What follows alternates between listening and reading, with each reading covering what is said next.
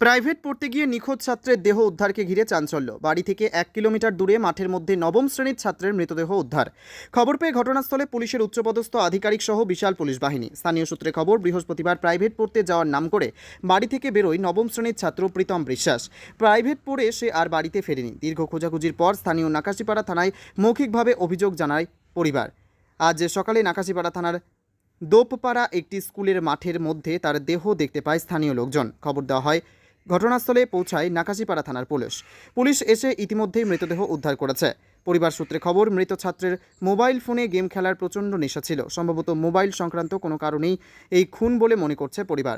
মৃত ছাত্রের সাথে থাকা মোবাইল ফোনটিও কোনো হদিশ পাওয়া যায়নি এখনও, তবে পরিকল্পনা মাফিক খুন বলেই মনে করছে পরিবার। গোটা ঘটনার তদন্ত শুরু করেছে নাকাশিপাড়া থানার পুলিশ।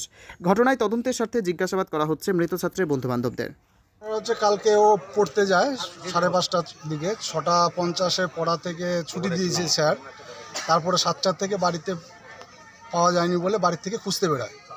খুঁজে তখন চারিদিকে খোঁজ করে কোথাও পাওয়া যায়নি। আমি রাতকাল 2টা-2:30 পর্যন্ত খুঁজেছি। ওর সঙ্গে আরও যারা পড়তে গিয়েছিলো তাদের বাড়িতেও রাত্রেবেলা গিয়ে আমরা খোঁজ করেছি, জিজ্ঞাসা করেছি।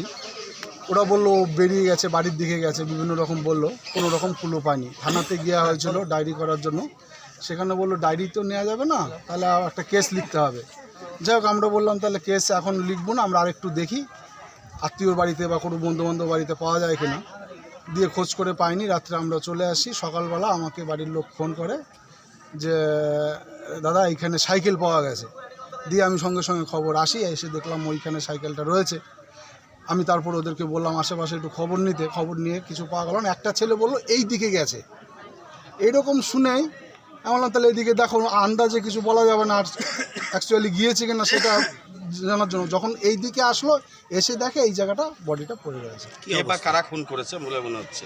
না, এই সম্বন্ধে এখনো কিছু বোঝা যাচ্ছে না কারা কি করেছে, তবে গলায় ফাঁস দিয়ে একটা কাটা দাগও আছে। এই টোটালটাই আমরা দেখতে পেলাম। ওর নাম শিশু খুন? হ্যাঁ, ওর নাম কি? প্রীতম বিশ্বাস। শিশু খুন, বয়স 14 বছর, কোন ক্লাসে পড়তো? ক্লাস 9। আপনার নাম? আমার নাম সঞ্জীব কুমার রায়।